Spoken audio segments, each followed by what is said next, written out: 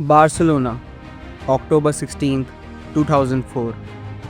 The city's lights fold over Montjuic like a curtain. A derby against Espanyol is supposed to be routine.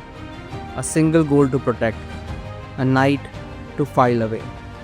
But minutes from time, a teenager steps to the touchline and the ordinary turns historic. Frank Rijkaard's Barcelona is still half-built. Deco, fresh from Europe's summit, gives them the lead early. Ronaldinho plays like a lamp in fog, drawing defenders the way fire draws moths. It's 0-1, tight, professional. The point seems safe. The story, not yet. Some nights hold a second script. On the bench sits a boy with long hair and a serious face, wearing number 30.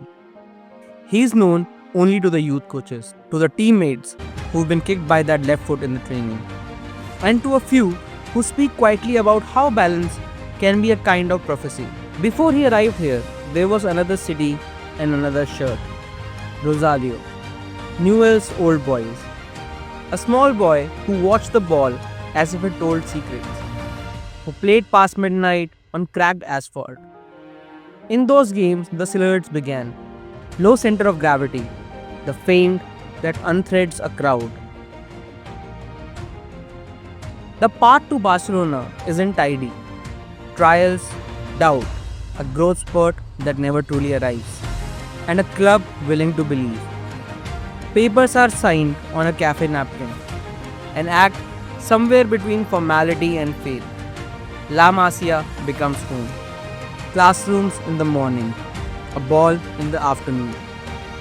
Dreams that don't dare speak too loudly. Back to Montjuic. The hour grows old. Espanyol press higher. Barcelona defend what is theirs. Rijkaard glances to the bench. In the ledger of derby, it is only a substitution. In the calendar of a century, it is the opening line. He replaces the goal scorer. Deco out, Messi in, and takes up the position on the right. Left foot tucked inside like a blade. The first touch is velvet.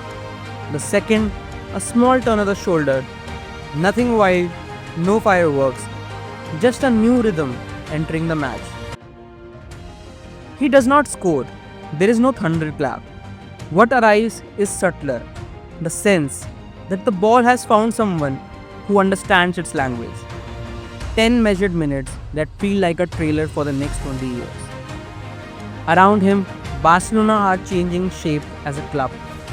Science joining art. Discipline around improvisation. The team will become a machine for chance and joy. But even machines require a soul.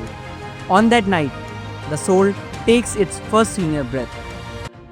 The whistle comes, gentle and final. Espanyol 0, Barcelona 1.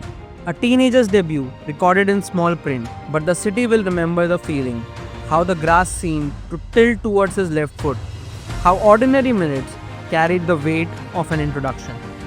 Months later, the first official goal will arrive. A lift over the keeper, a pass from Ronaldinho, a finish that looks like a signature being practiced and perfected. From there, the pages turn quickly. Numbers change, trophies pile. The boy becomes an argument for the limits of language. Barcelona won a derby. Football met a future. 17 years old, number 30. 10 quiet minutes that became an era. For more such stories, like, share and subscribe.